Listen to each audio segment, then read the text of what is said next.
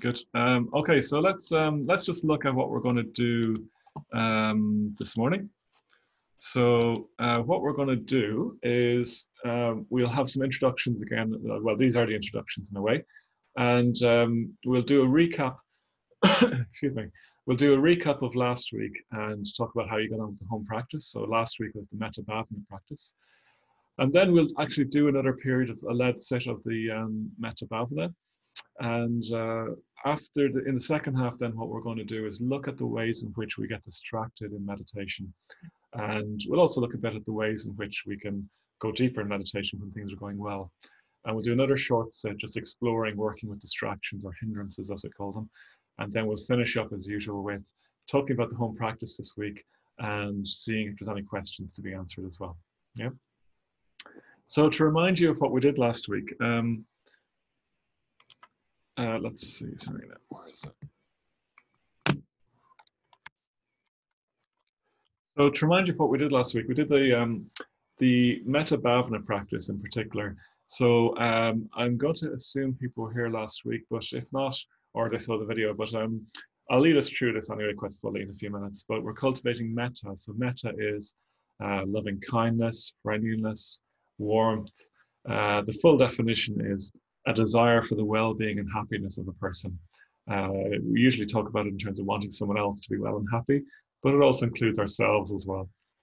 And the quintessence or the essence of wanting someone to be well is contained in the phrases that we use within the practice. May you be well, may you be happy, may you be free from suffering, may you grow and develop.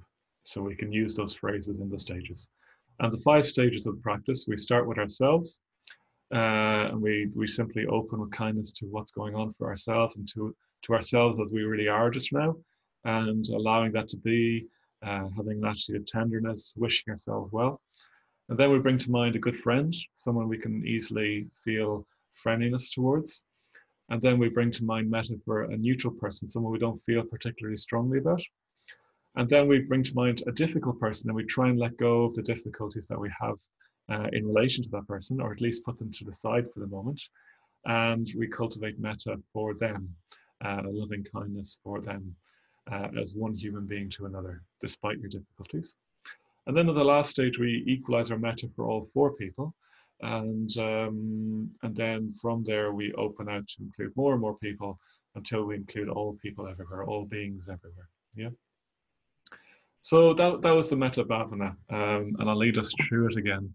So I'll lead us through it in a moment or two. So what we'll do first is, I'm just curious again how you got on during the week, how often you managed to meditate, how you got on with the practices. So again, I think the poll is a good way of getting the conversation started. So I'm going to launch the poll, and hopefully you see it flashing up on your screen or in your chat box, and you can start to answer it. If you have problems, you could message Kevin. I know that not all of you could fill it in last week, so hopefully all of you, or most of you at least, can fill it in. And you can also, at the same time, or when you're finished the poll, it's just a multiple choice poll, you could also write in questions or comments about the practice in the chat box, and I'll respond to them for a few minutes. And we'll do the Metta Bhavana then in about 12-15 minutes time. So I'll just give you a moment or two to fill in that. And okay, thanks Fiona for that message. I'll just check that with Kevin.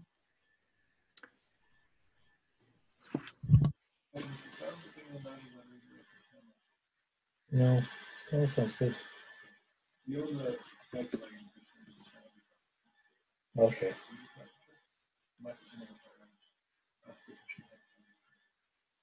Yeah.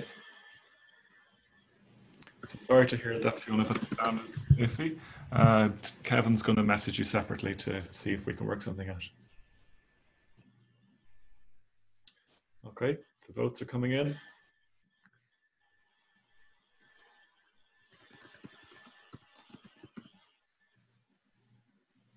So Megan asks, I felt like I was forcing myself to sit down and do it some days. Is that all right? I think that's fine, to be honest. You know, the way, I don't know if you do exercise or go running, often I have to force myself to go running, you know what I mean?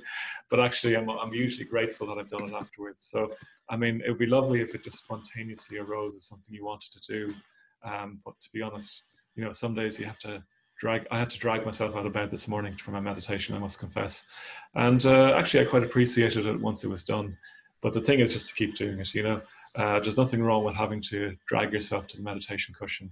Although if it's your experience all the time, every single day, then you might need to look at that a bit more deeply, why that's happening in that way. Yeah.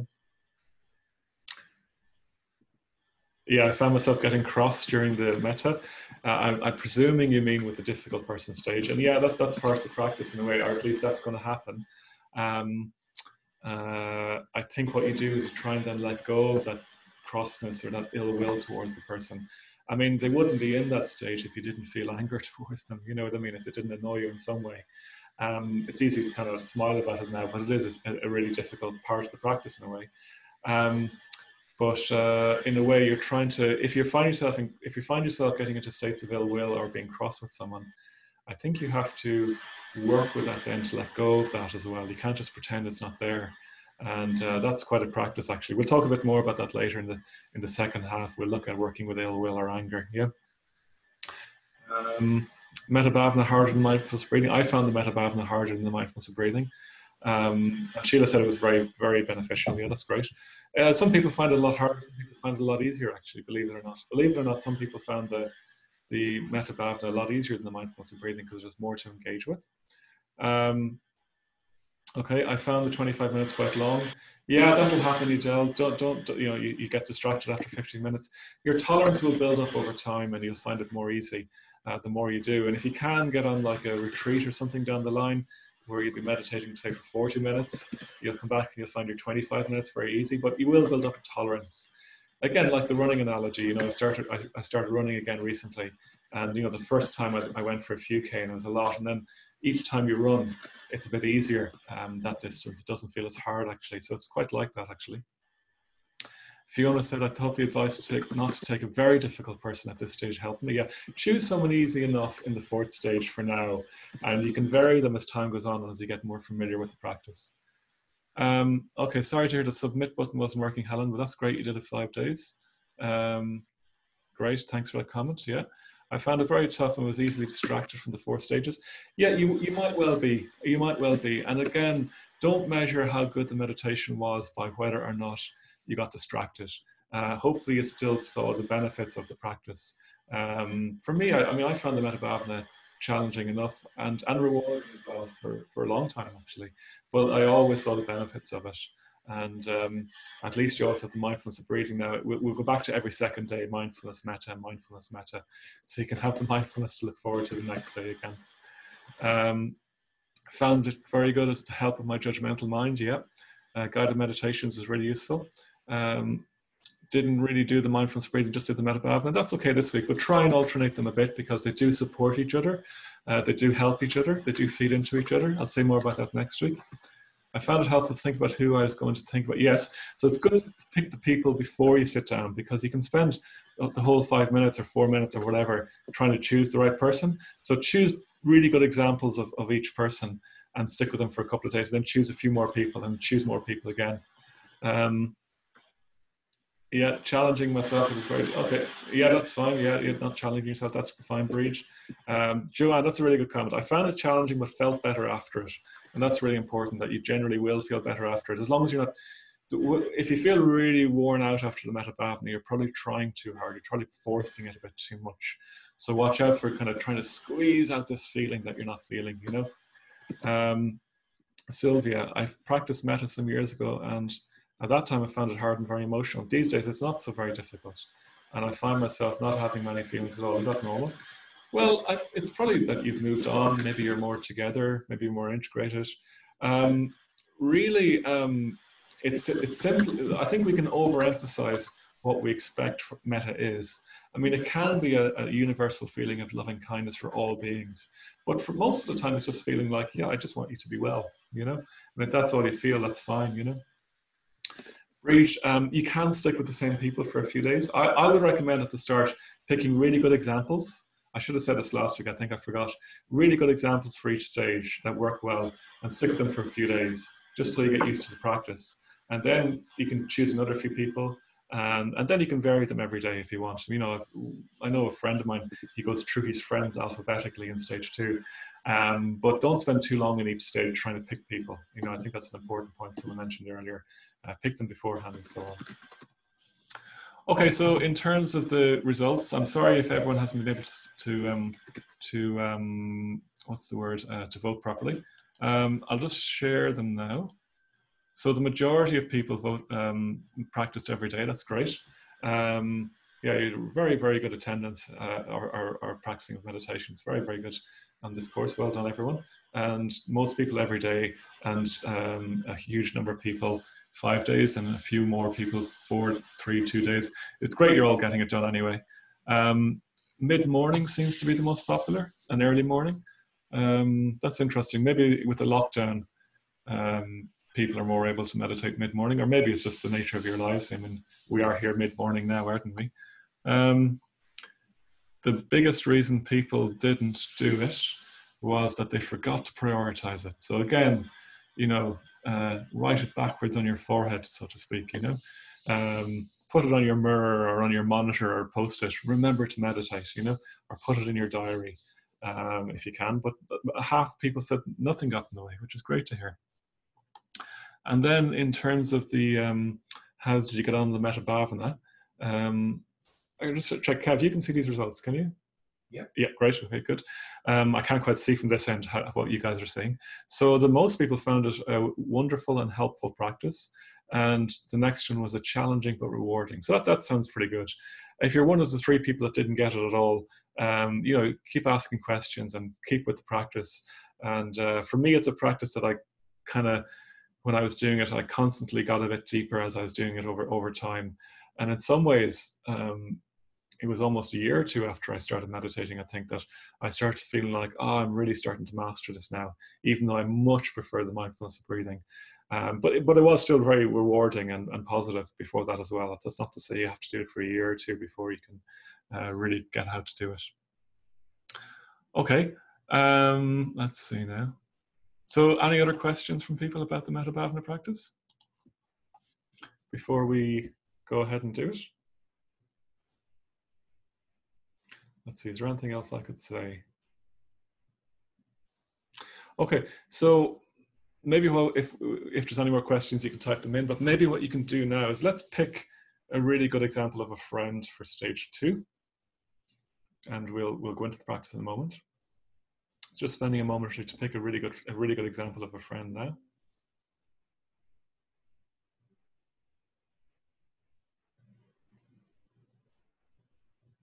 Okay, and let's pick a really good example of a neutral person. So you might want to, you might want to stick with the person you've been using, or you might want to change it just for variety's sake.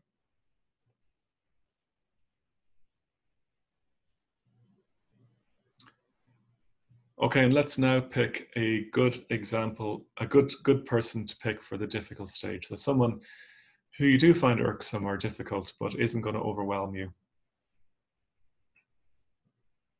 Someone you feel you can actually creatively work with in the practice.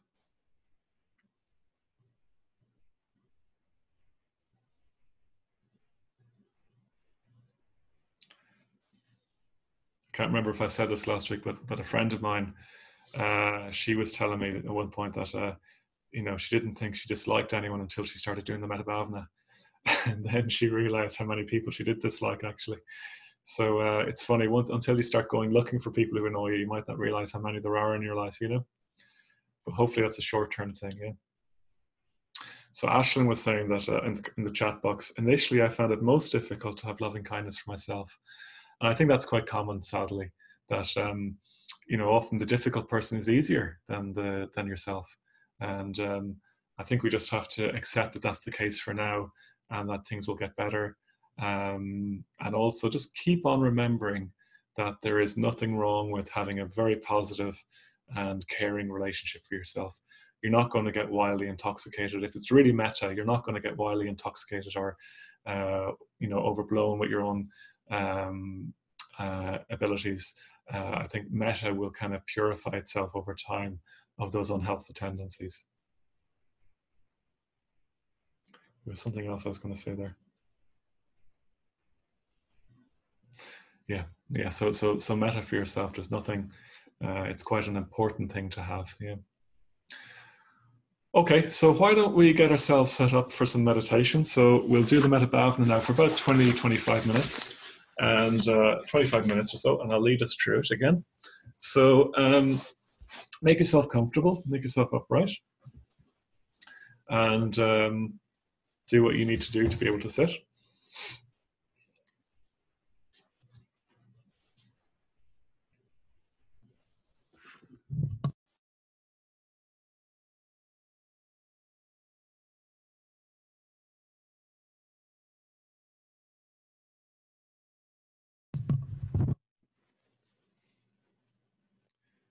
So apologies for that. We just figured out something there about the sound that one of us, there was an echo between our two microphones. So hopefully the sound is a little bit better now.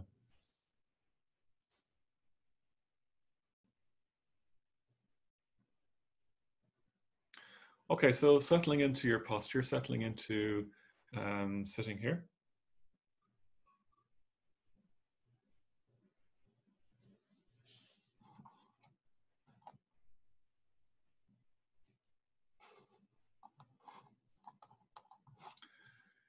When you're ready, closing your eyes.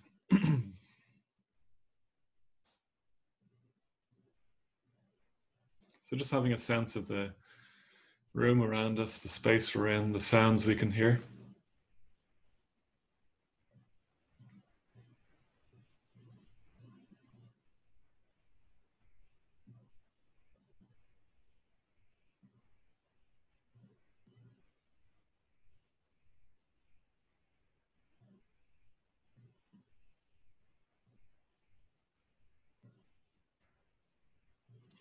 Tuning into our bodies, maybe bringing our awareness down into our body if we need to.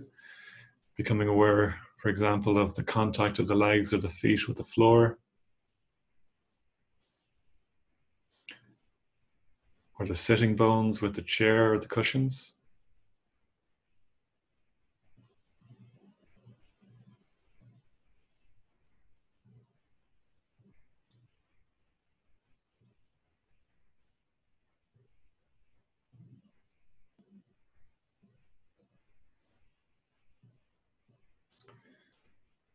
Maybe taking a deeper breath or two down into the belly.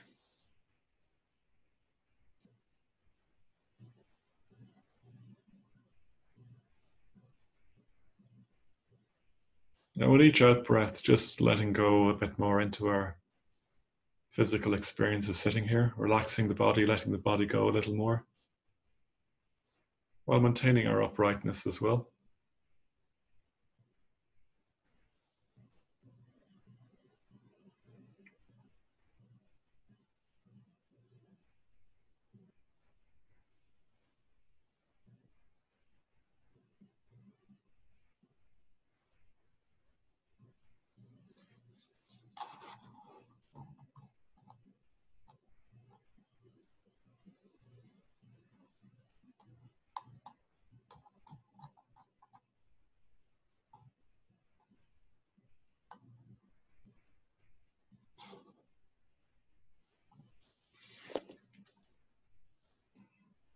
Tuning into how we're feeling now. Are we at ease? Are we comfortable?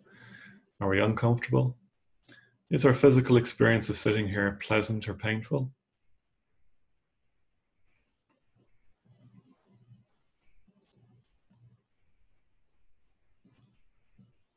And being open to this as best we can. Just allowing it in with tenderness, with kindness.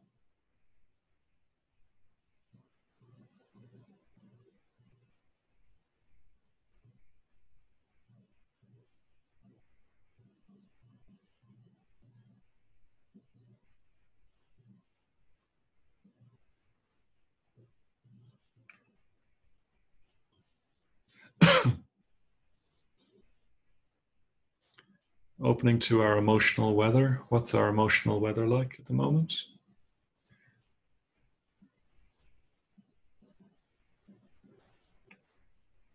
What's in our hearts? What emotions are we feeling? And we might be feeling these in the heart or in the throat or the guts.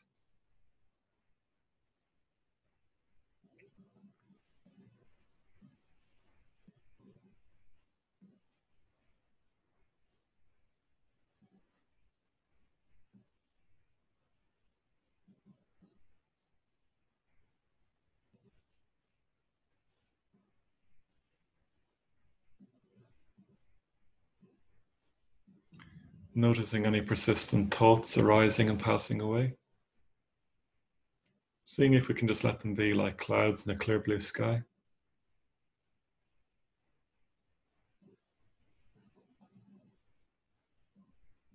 Opening to whatever is there with kindness.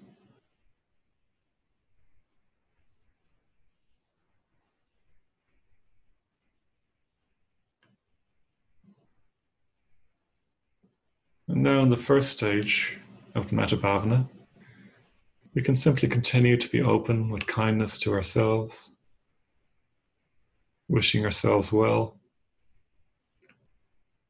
and starting from where we're already at, starting from being here, having this experience sitting here, and being kind towards this experience we're having.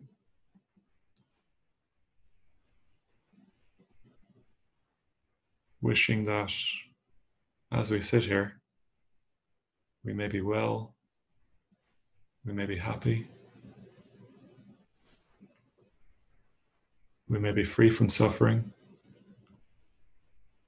we may grow and develop. So metta for ourselves.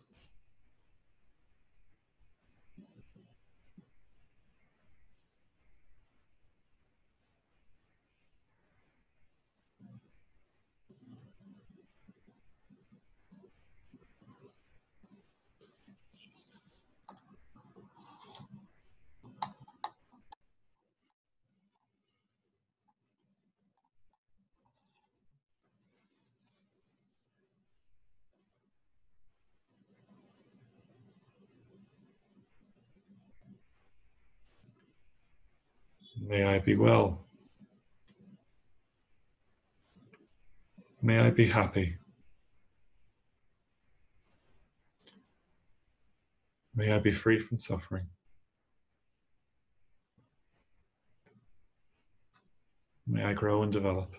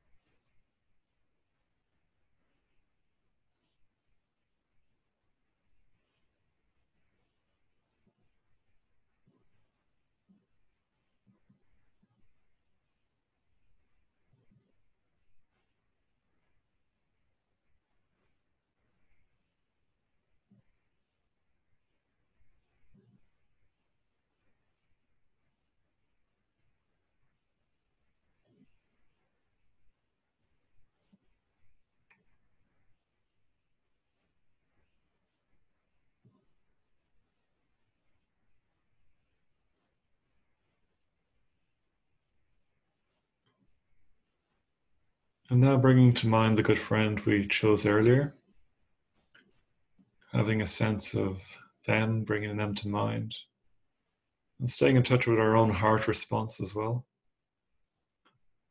So we have a sense of the person, we have a sense of our own response to them, and opening our hearts to them, wishing them well, wishing them happiness, and so on.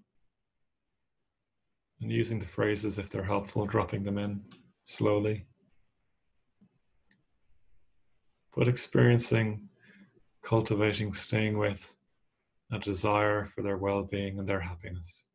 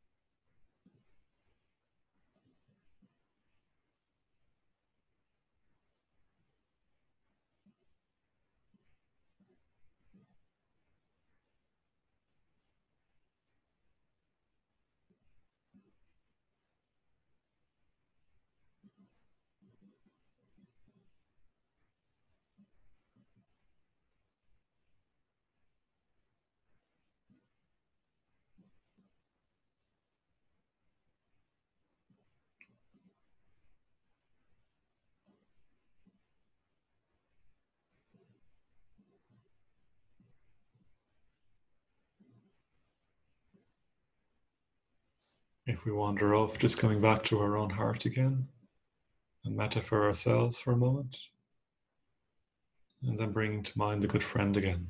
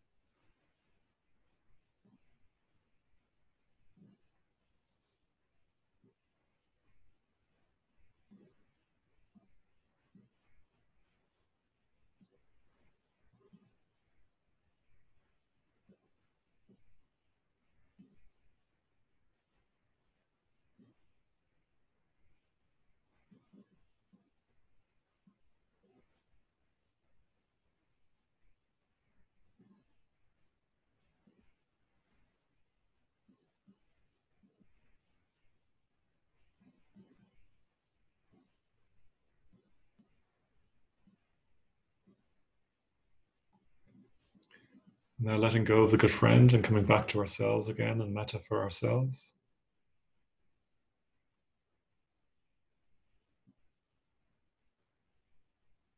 An openness, a warmth for ourselves.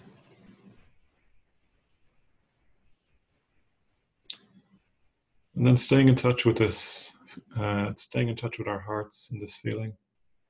Opening to the neutral person we picked earlier, bringing them to mind. Moving past our indifference or boredom and seeing them as a human being, just like us, and wishing them well.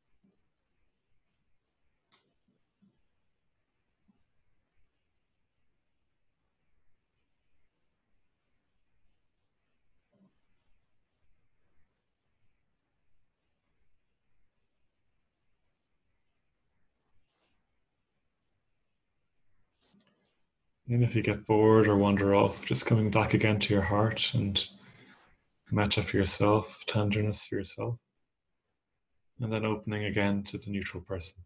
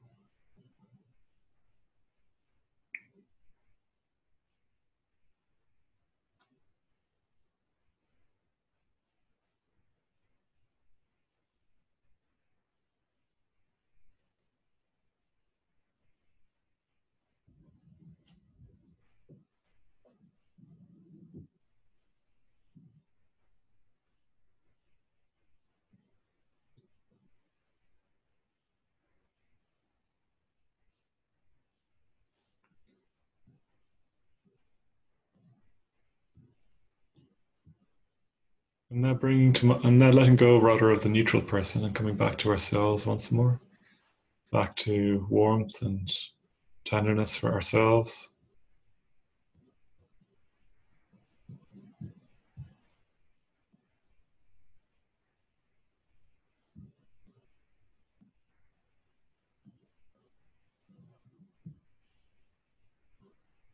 When you're ready, then bringing to mind the difficult person you chose earlier, leaving aside the difficulties we have with them, for now at least, perhaps imagining them in their own lives without you being involved,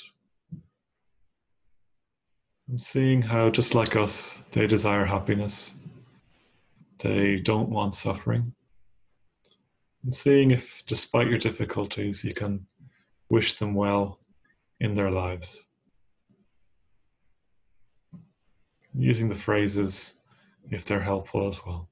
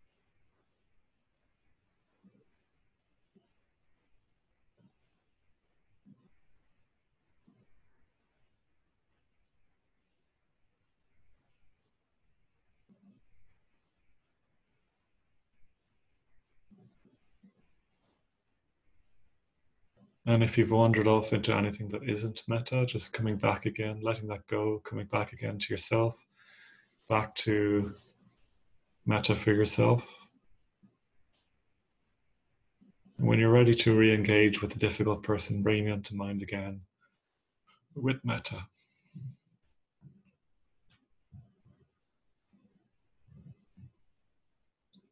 which is simply wanting them to be well and happy.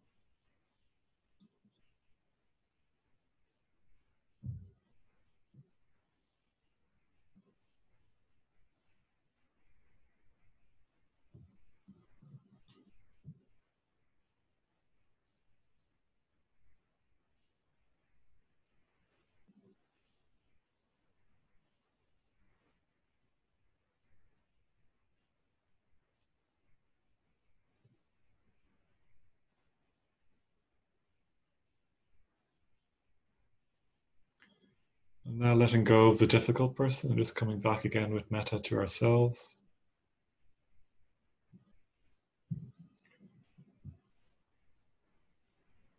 And then bringing to mind all four people: ourself, the good friend, the neutral person, the difficult person. You might, for example, imagine you all sitting in a circle, or whatever way works for you.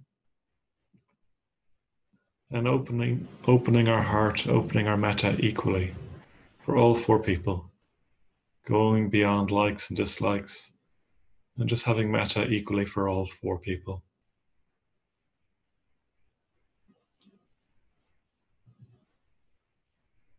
As best we can.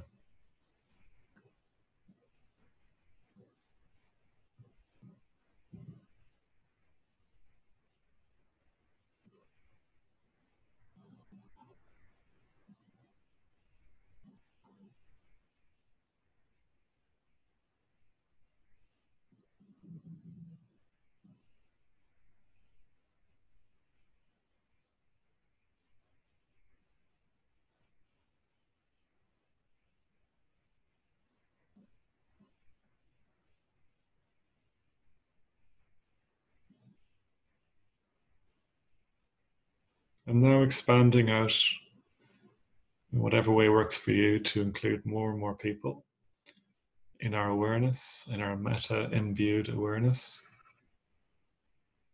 So not trying to force anything out to all beings, but just opening a heart, a warm mind to people around us, in the buildings, in the area.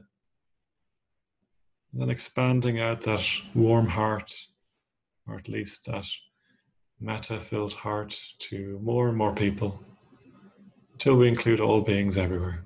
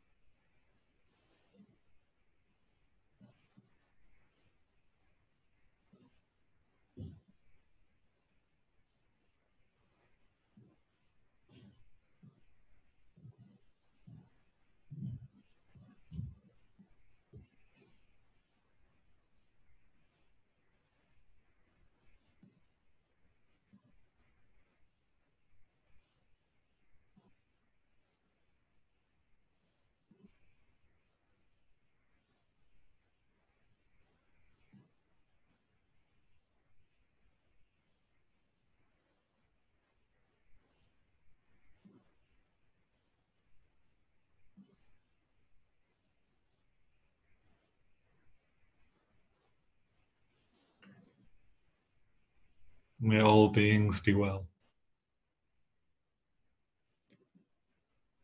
May all beings everywhere be happy.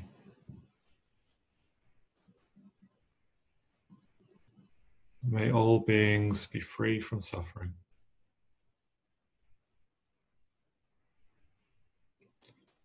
May all beings grow and develop.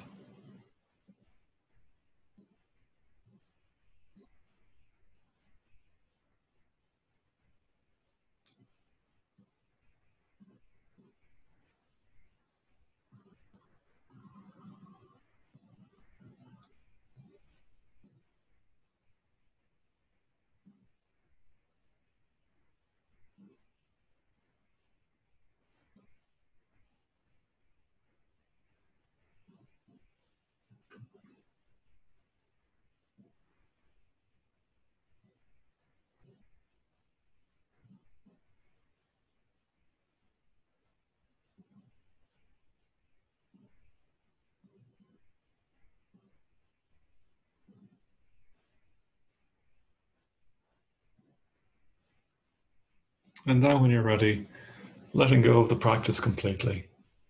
Letting go of all effort, letting go of any effort to do anything. Just letting the mind do what it wants to do, remaining still in posture with our eyes closed, and just sitting for a few moments.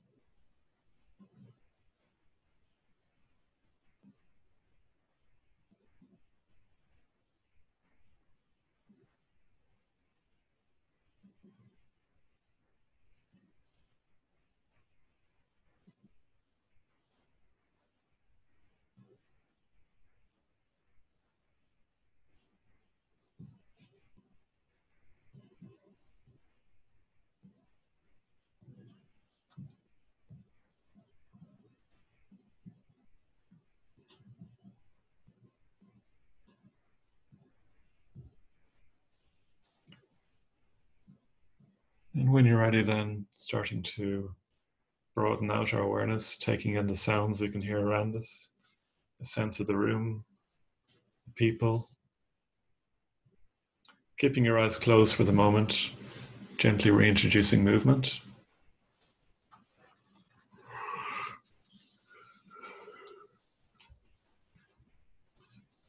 And again, keeping your eyes closed for now, coming out of the posture if you wish, making whatever movement you want to make.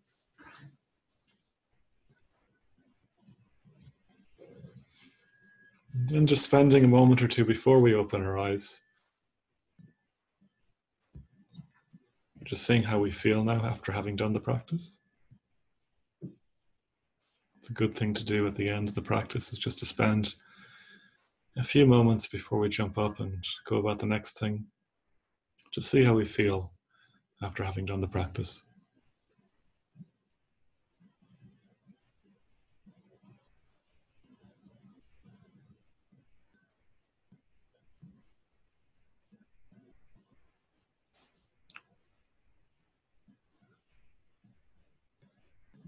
And when you're ready then, in your own time, you can open your eyes and bring the practice to a close.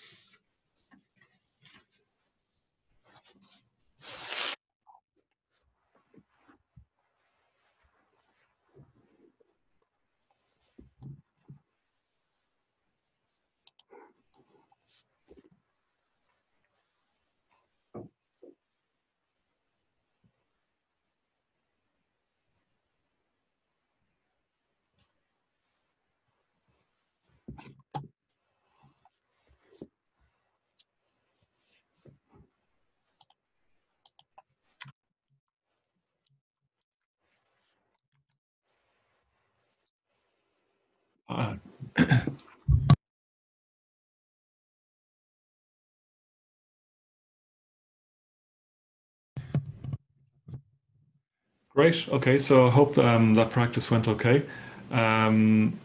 Do pop any comments or questions in the chat box. Yeah, if you want to ask anything. Okay, so that was the Metta Bhavana once more. Yeah, very much enjoyed doing it with you. It's nice doing it with 60 people or so. Yeah, again, just pop any questions or comments in the chat box if you want. So time for the usual ad break. So I just wanted to mention one or two things. So the first is that we have a new course starting next week. If you're wanting to learn more about Buddhism, actually, it looks like we have the postman's at the door. If you want to know more about Buddhism, we have a new course starting next week on Tuesday evenings, and it's called A Creative Response to Uncertain Times. And Nyanadara is running that. He's a friend of mine. And it's a 5-week introduction to Buddhism and meditation course. You will go over these meditation practices again, but it's much more about Buddhism as well. And it's 7 p.m. to 9 p.m. for 5 weeks, starting next Tuesday. Now, I know often people who do courses in the morning can't do them in the evenings, but I thought I'd mention it anyway. And I'll include a link to that in the follow-up message that I send to you in a couple hours after the meditation after this class ends. So do have a think about that. We do have one more week of this course as well, obviously, so there'll be a week overlap, but if you want to learn more about Buddhism, that's a great way to learn more about it. Okay, and then the other couple of things, I'll come back to there's some questions coming in now. I'll come back to those in a minute. That's great. Keep them coming in. You can see all of our online events at dublinbuddhistcentre.org/online. So that course I mentioned and other courses are also there. And you can see our thoughts for today and things like that. And again, just to remind you that the course is completely free, but if you want to give a donation, that would be most appreciated. We're almost entirely dependent upon donations at the moment. And I know times are challenging for many of us, so if you can't, that's perfectly okay. That's perfectly fine. There's no problem with that. But if you do want to help support us to continue to run events like this and help keep the centre going, so more people can experience the benefits that you've experienced, well, donating is a really direct way of helping more people do things like the Metta Bhavana that you've just done, you know. So do have a think about donating as well. It'd be very appreciated.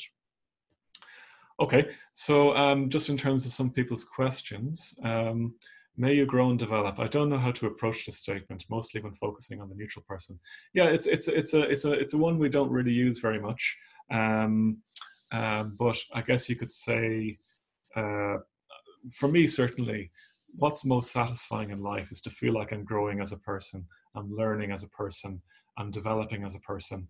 And even if you don't have, say, a Buddhist perspective or a meditator's perspective, I think we all want to become better and bigger people, bigger very positively, I mean. And we want to learn from life. And in a way, that's what you're wishing that person. So even if you don't know them, I think you know that because they're a human being, they will want to become an even better person. I mean, it might not seem like that sometimes with a difficult person, but it is true actually. So that's the kind of thing. So it might take a bit more reflecting, you know, think about that, you know. It's an interesting one that requires a bit more thought actually. Okay, I find the theory easy to connect with as in the instructions. Not so easy to feel the feelings. Yeah, I mean, that'll just take time. And don't feel like it should be a feeling of warmth that it's flowing towards the person. It can simply be saying, yeah, I do actually want you to be well. I do actually want you to be happy. And that'll take time to identify and to stay with and to develop as well. In a way, you can just connect with feelings of well-wishing of any sort and stay with those. When you stay with an emotion in Buddhism, well, Buddhism says when you stay with an emotion, it tends to grow and develop and deepen. So if you stay with feelings of warmth, or if you stay with feelings of well-wishing, they will tend to deepen. If you stay with feelings of hatred and dwell in them, they'll tend to deepen as well, you know, if you feed them, so to speak. Needed that a bit, that's good. Eileen, that's a good question. So is there a specific reason why we came back to ourselves when moving through each person? Yeah, so maybe I didn't emphasize that as much last week, but I think you have to stay in touch with yourself if you're going to bring to mind the other person and have metta for them. So sometimes I find people can just move from the friend to the neutral person to difficult person, and it's all out there, and it can be a bit, I don't know, abstract isn't quite the word, but more out there than, and there isn't necessarily, it can be a bit more of an idea than a feeling, than an emotion rather, a volition. So I think coming back to yourself each time is a good way of grounding yourself to make sure it is not just an idea and it is something you're actively wishing for them. So that's not always emphasized, but I think it's quite a good thing to do at the start of each stage. Yes, it seemed very easy but dull this time. Last time more effort but more engaging. Sean, yeah, that's just going to happen from time to time. Sometimes it's going to be more engaging and sometimes it's not. But at the end, if you still felt like you felt a bit better and your emotions were upgraded, I still think it's had an effect. Also, there's something in meditation called beginner's mind. Sorry, I'll stop the sharing. There's something called beginner's mind where often the first few times we do something, excuse me, it feels very fresh and very rich and very vivid. And as we get more used to it, that wears off and it doesn't feel quite as magical anymore. And the practice is to try and stay in touch with beginner's mind where it's fresh and new and not take it for granted. And that's one of the things that will probably start to happen now as you get more used to the practice. So a huge part of meditation ongoingly is to keep your beginner's mind, keep it fresh and real. Do you need to, I like to focus on feeling well and peaceful. Yeah, that's good, yeah. And then you can more easily access warm feelings for others. Yeah, that's very true. And that can be at the start of each set, at each stage. Bridget, you don't need to stick to the exact wordings of the phrases. You might choose particular ones for people. So if you know that someone's having an exam today, you might say, well, may you get on well in your exam. And the more specifically tailored in a way the phrases are, in some ways the better actually. But at the same time, the 4 phrases that we have also kind of really fully encapsulate things. So you might want someone to be well, but to be honest, not really care about their development. So it can be good to stay in touch with the 4 phrases as well.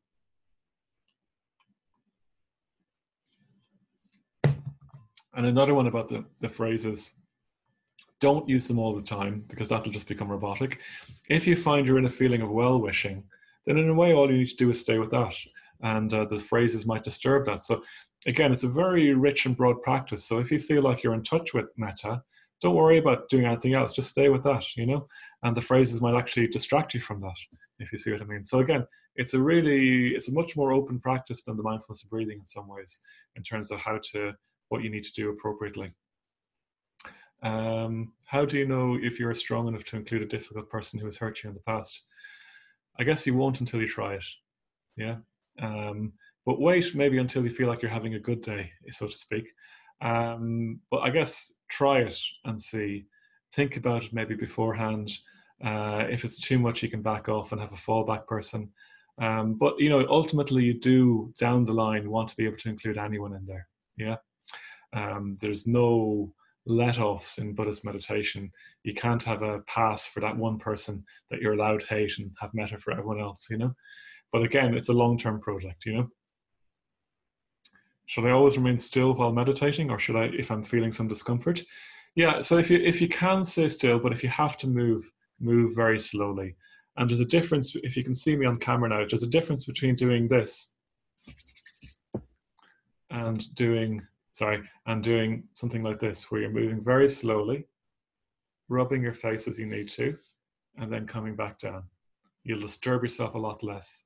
And actually, we'll come on to this in a few minutes, but if you are restless, that's often a sign that you need to stay still, actually, because you're probably going a bit deeper and some part you doesn't want to, so it throws up an itch or a distraction or a feeling of moving. At the same time, there's objective. If your knee is just sore and you need to move, then just move your knee, you know what I mean? But do it slowly and carefully. Ask yourself 3 times if you really, really, really, really need to move. And if on the 3rd time the answer is still yes, I do, then move very slowly. So that was someone asking you. The image of the flower growing in someone, yeah. So imaginative images for people can be very useful for tuning us in. Someone said, I found myself feeling upset when wishing myself well. I struggle to accept that I too should feel well and happy. Yeah, I remembered what I was trying to remember earlier, and that with the first stage, you sometimes will need to look at what Buddhism calls them views. What kind of stories do you have about yourself? And maybe this is something you need to explore off the cushion as well. Why do I feel like it's not okay to do metta for myself or for myself? And I can only reassure you that it is very, very okay. In fact, it's very desirable to do metta for yourself. That's been the long established position within the Buddhist tradition. And it's a position I completely and utterly share. So you might want to look at what stories you have around that. If it's bringing up very difficult stuff, and the metta bhavana can sometimes, you might want to talk to your friends or to someone you trust, or maybe even, it's very common for people who meditate for a while, or at least it's not uncommon for people who meditate for a while, feeling like, oh, maybe I need a bit of help here, so they can seek out professional help to explore why you have that complicated relationship with yourself. So, that can happen, and life is hard, yeah. And we can have a complex relationship with ourselves. So hopefully metta will help us to sort that out, but it's a project that's not going to get sorted overnight. And if you do get upset or have tears, yeah, sometimes that can be a release. Meditation, even mindfulness of breathing as well, can bring up stuff that then gets released, and hopefully it gets released fully. Okay, we're going to have to move on.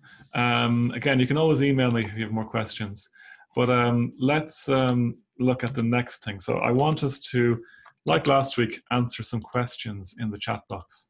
So here's the first question that I want us to answer. So in what way do you tend to get distracted in meditation? So I want you to maybe if it's a one-off, don't worry, but by now I'm sure you've noticed that there are habitual ways you get distracted. It tends to be often the same stuff. So maybe you could say what it is. Yeah, so Adrian's saying thinking about work. So why don't you just have a think and type in, if you want to, in the chat box. In what way do you tend to get distracted in meditation?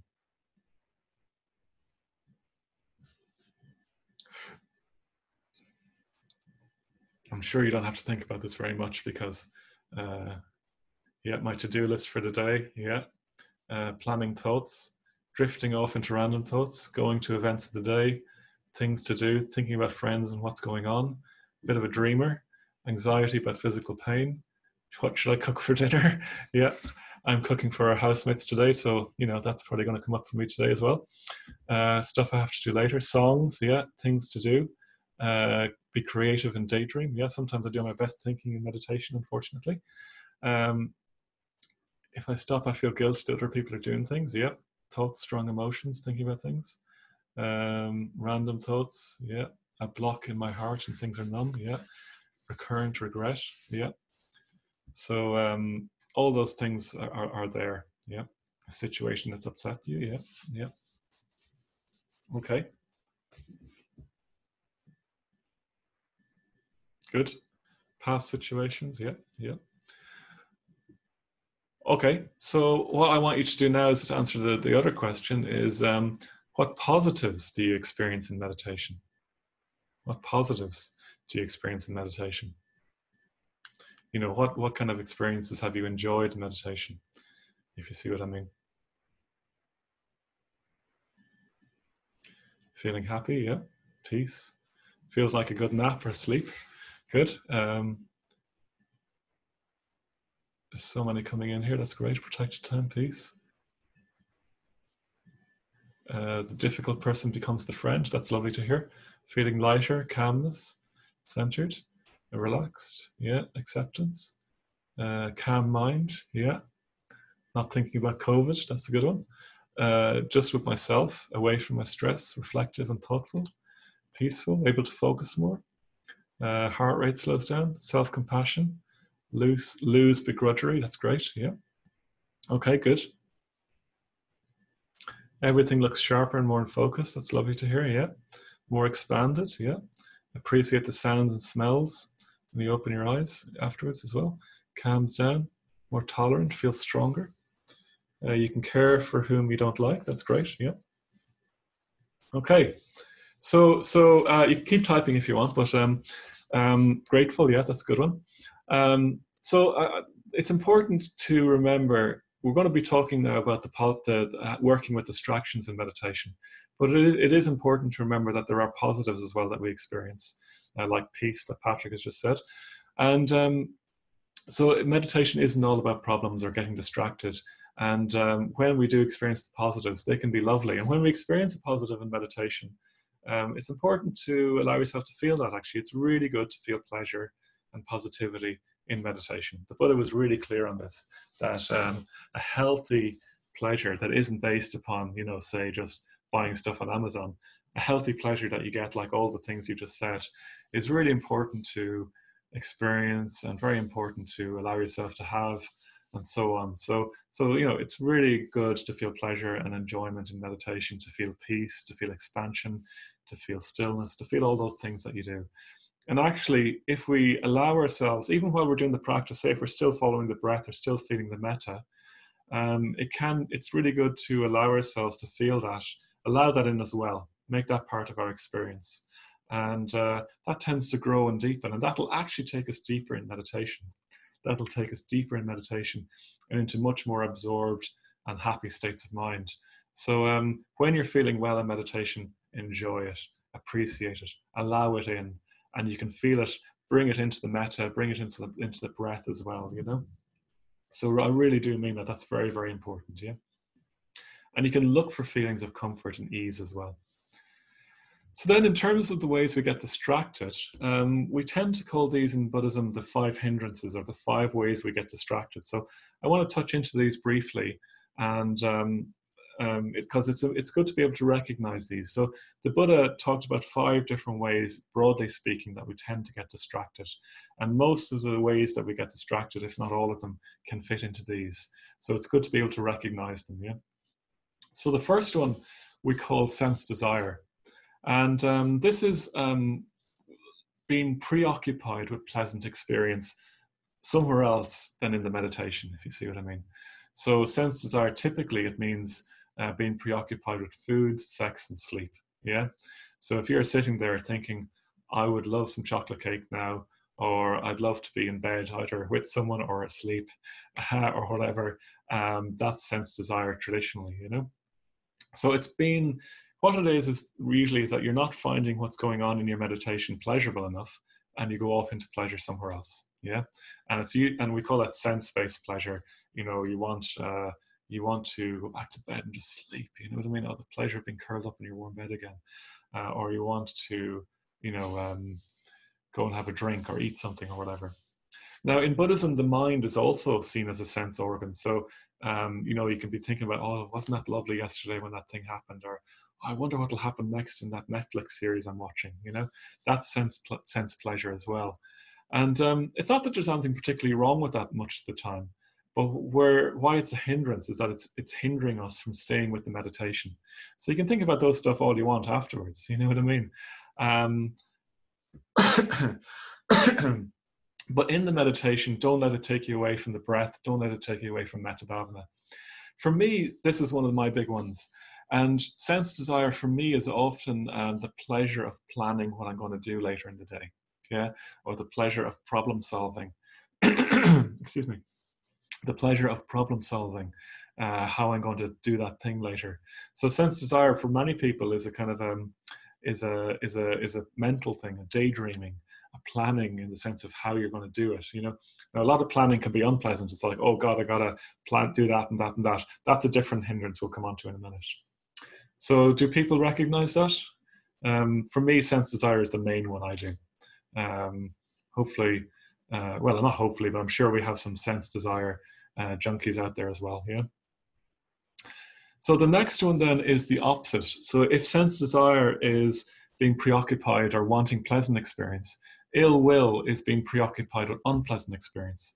So often we get into this in the 4th stage of the metta bhavana. We sit there thinking about what a so-and-so that person is, you know? Or maybe we get into something someone else was saying there earlier. I can't remember quite what it is, but replaying an incident from yesterday, which was painful. And you're thinking about how horrible that was that happened to you. And, oh, it's awful. Or maybe you're sitting there and you're thinking, oh God, I wish that, you know, that building work down the road would stop because it's really getting in the way of my meditation. I really hate that thing.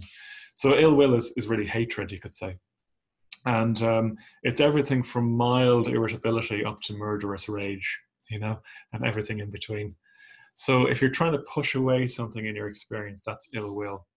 And it's not to say that, say, if you have a pain in your knee, that you shouldn't decide to move and ease the pain in your knee. It's more about the secondary stuff where you're getting into all kinds of stories about how if only this thing wasn't here, then I could meditate, you know, or even not even as clear as that, just dwelling on something that's really unpleasant and not able to let it go. So that's ill will. Okay. Again, if you have any questions or clarifications, do put them in the chat box. The third one then is restlessness and anxiety, and sometimes this is called worry and flurry. So you can't let go of something. The first one, restlessness, is seen as more physical, and the second one, anxiety, is seen as more mental or emotional. So as I said earlier, you might experience restlessness in terms of not being able to sit still. You keep getting scratches and or things that need to be scratched, you know, itches. You just feel really restless. You can't sit, you can't get into any kind of comfort. Your posture doesn't feel great. And often maybe there is an objective component to feeling a bit uncomfortable in your meditation, but usually physical restlessness is a manifestation of emotional restlessness or mental restlessness. You just don't want to engage with things. You know that if you start to look at some level, you're telling yourself a story that if you start to look inwards more deeply, it'll be really unpleasant.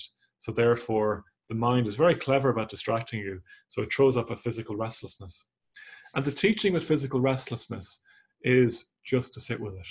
And even if you have to make your practice just sitting without moving, and abandon the mindfulness breathing or the metta bhavana for now. Or as you breathe, you're just breathing still. I'm just going to sit still. I'm just going to sit still. That is a really fruitful practice. For me, I had a lot of physical restlessness, which really was emotional actually when I first came along. And I had to, for times, just make my practice sitting still. And now I can sit pretty still. Since then, I've been able to sit pretty still unless there's something major going on, you know? Now, sometimes an itch is just an itch, but nobody's ever died of not scratching an itch, I have to say, you know? So just seeing if you can feel what the itch feels like and allow it to go away. Or else, if there is an itch in your nose, well, focus more down your body, you know? Nobody's ever died of not having an itch, not scratching an itch, rather.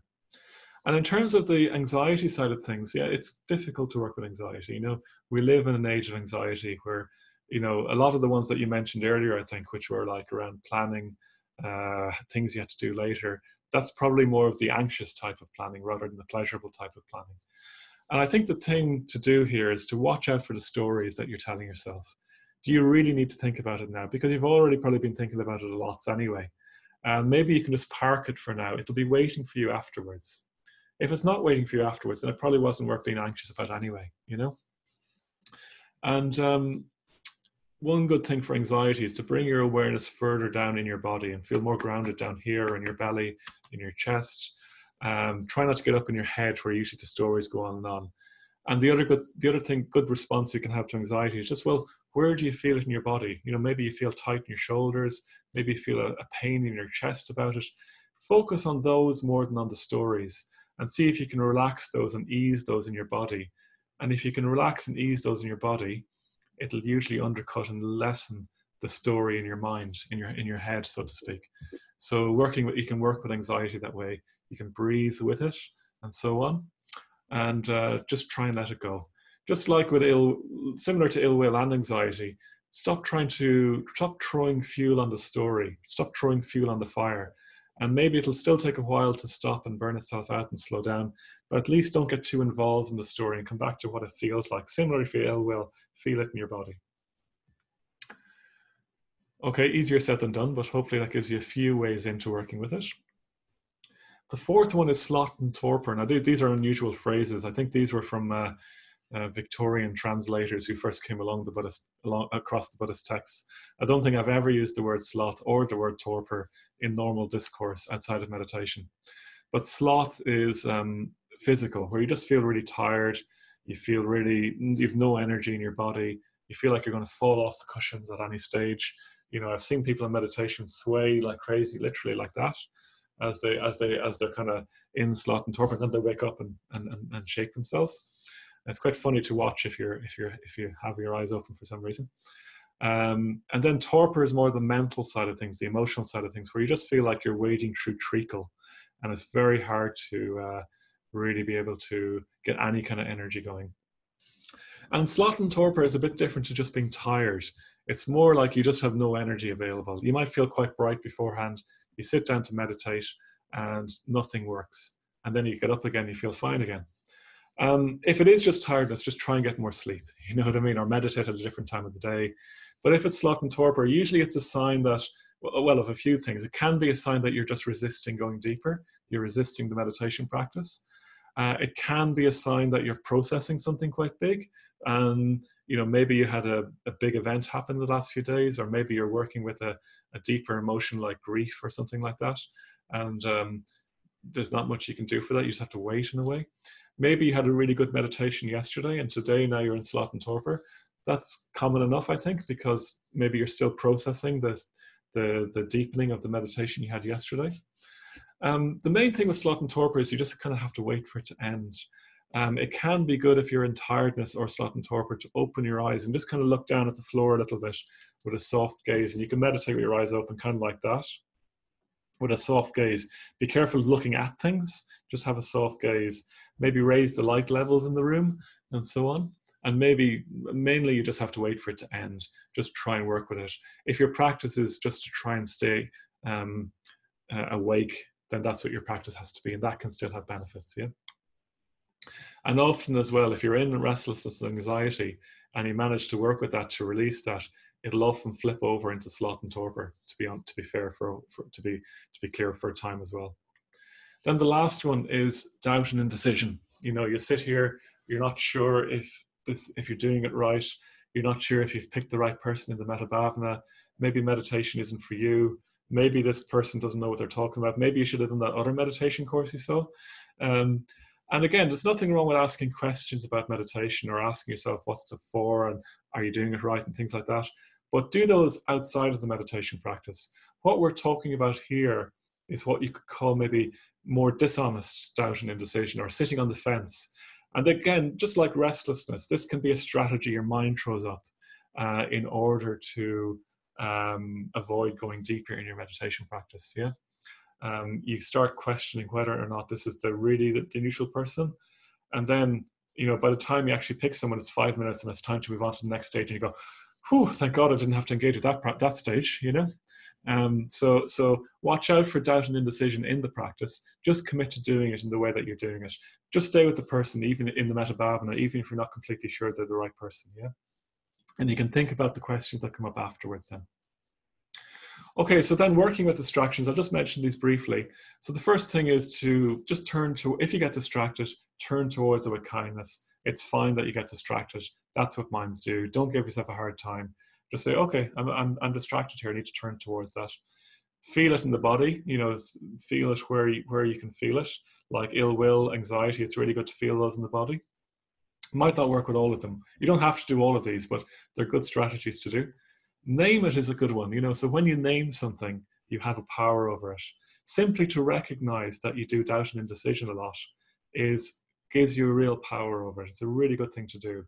Simply recognizing, this is sense desire here. This isn't me being creative, really. It's just me doing sense desire to avoid doing the Metta Bhavana. You know what I mean? Or else you can think, okay, this is me doing sense desire. It is quite creative, but why don't I give a bit of time after the meditation? And I'll do it then, but for now I'll stay with the meditation practice. So naming it is very powerful. Acknowledging it. Okay, this is ill will here. I have to admit I'm doing ill will here. And it's not helpful to me. And then see if you can let it go. Okay, just try and let it go. Come back to the practice again. So you don't have to do all of these all the time, but these are useful ways of working with distractions when we get distracted. Yeah. In the notes for this week, there are more specific antidotes we can do, which I won't go into here because we just don't have the time. But when you have the hindrances, when you notice you're distracted, these are useful things to do. Yeah. So I think what we'll do now is we'll do a short sit. Again, if you have any questions, you can put them in the chat and I'll get to the questions afterwards. But why don't we just set ourselves up for a very short sit? It'll only be about 8 or 9 minutes. And what we'll do is we'll just do a period of following the breath, and we'll notice then what happens in terms of the hindrances. So set yourself up. There was a lot of information there, I know, but we'll set ourselves up now. Closing your eyes when you're ready.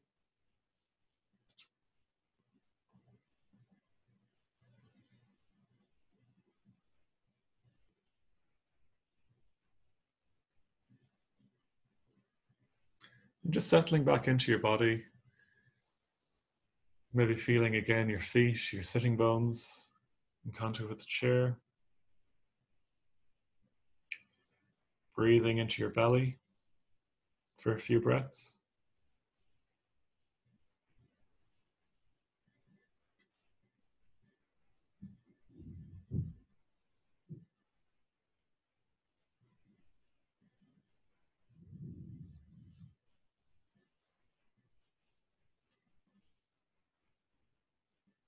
Allowing the breath to emerge now. And for the next few minutes, we'll do the third stage of the mindfulness of breathing. Just being with the breath, without any count.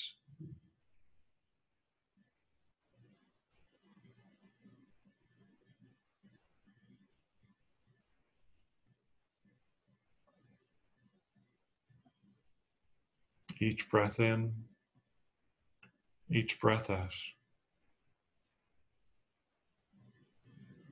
Staying true to our intention to stay with the breath.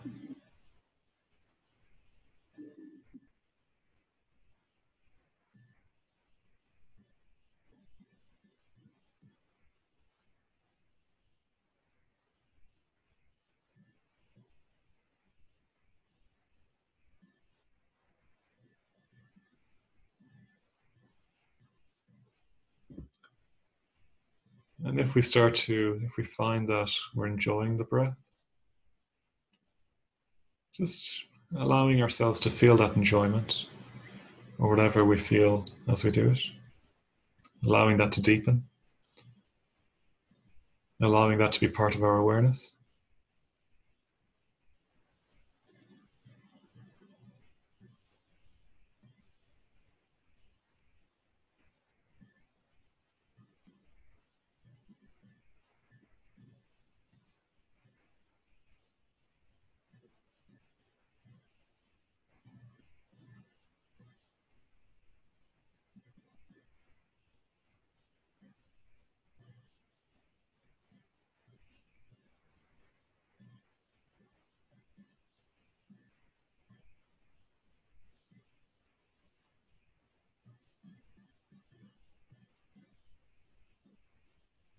And noticing too, then, if we get distracted, allowing ourselves to feel that, turning towards it, naming it if it's useful to do so, acknowledging that we're doing that hindrance, be it sense desire, ill will, restlessness and anxiety, sloth and torpor, doubt and indecision, and seeing if we can let it go and come back to the breath again.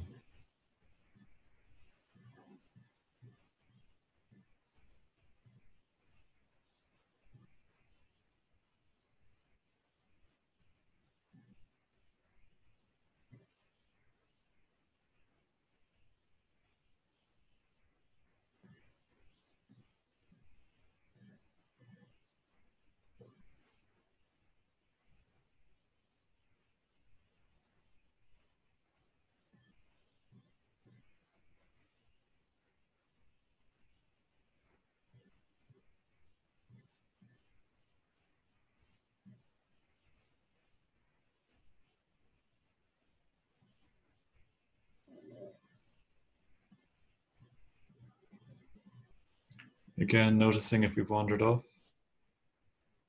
turning towards that with kindness if we can, if we need to. Acknowledging it, naming it, letting it go.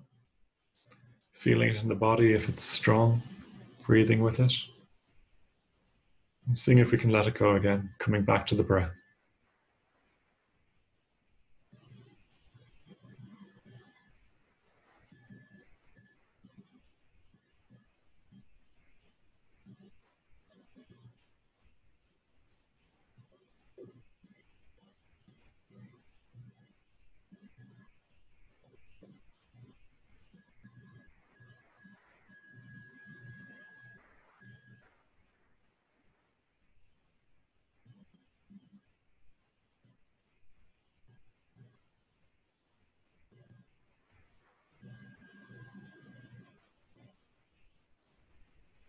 And now when you're ready, letting go of the breath completely, letting go of any effort, and just sitting for a few moments to allow ourselves to absorb the practice we've just done.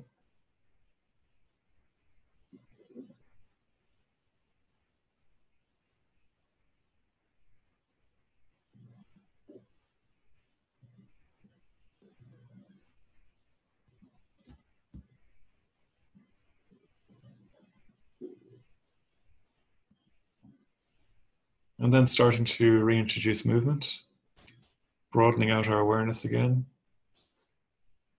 in your own time and appropriately, and slowly coming back to a more regular seated position and opening your eyes.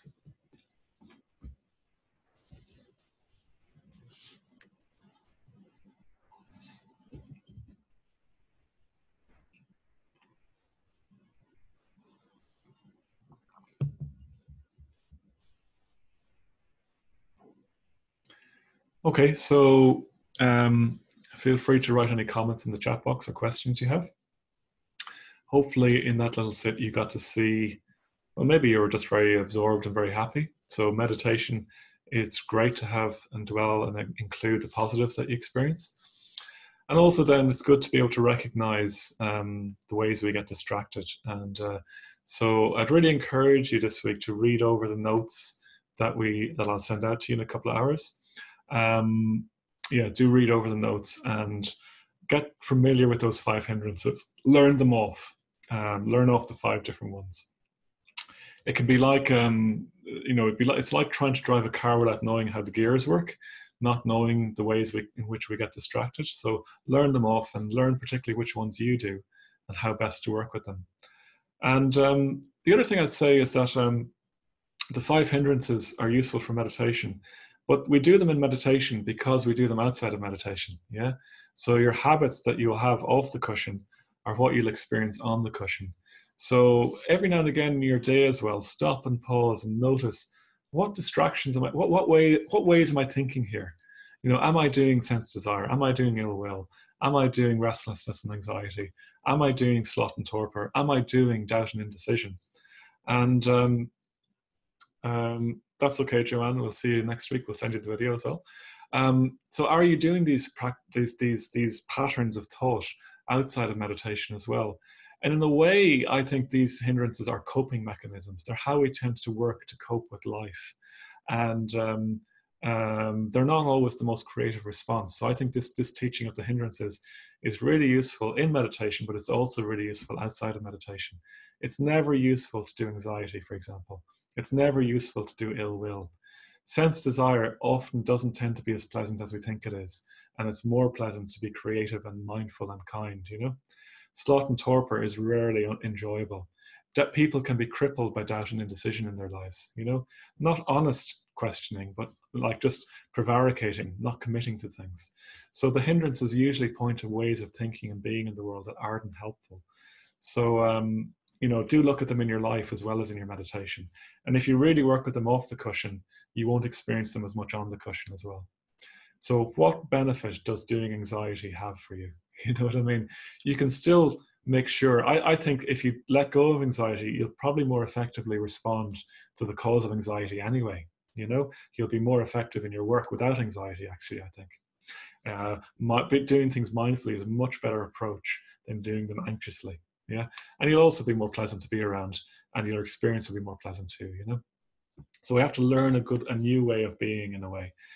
So best of luck with that. Yeah, you're not your emotions, you're not your thoughts.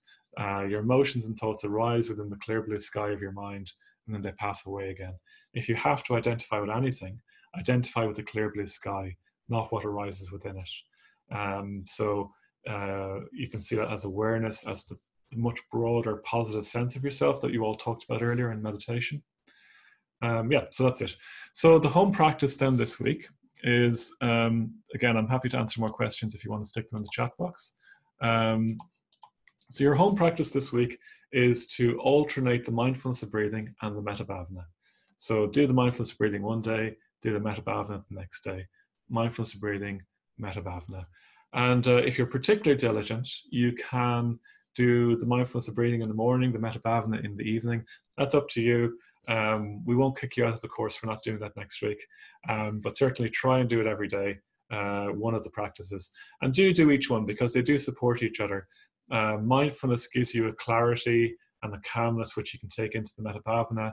The metta bhavana brings you an emotional warmth that you can bring back into the mindfulness of breathing. So they do support each other. And then lastly, just to remind you again, if you want to give a donation, you're very welcome to do so. That's the link there. We'll send it out to you again.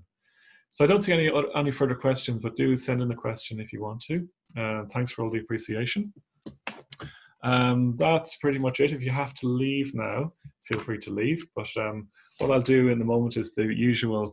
I'll allow people to unmute themselves. And if you want to say hello to each other, wish each other well in your practices,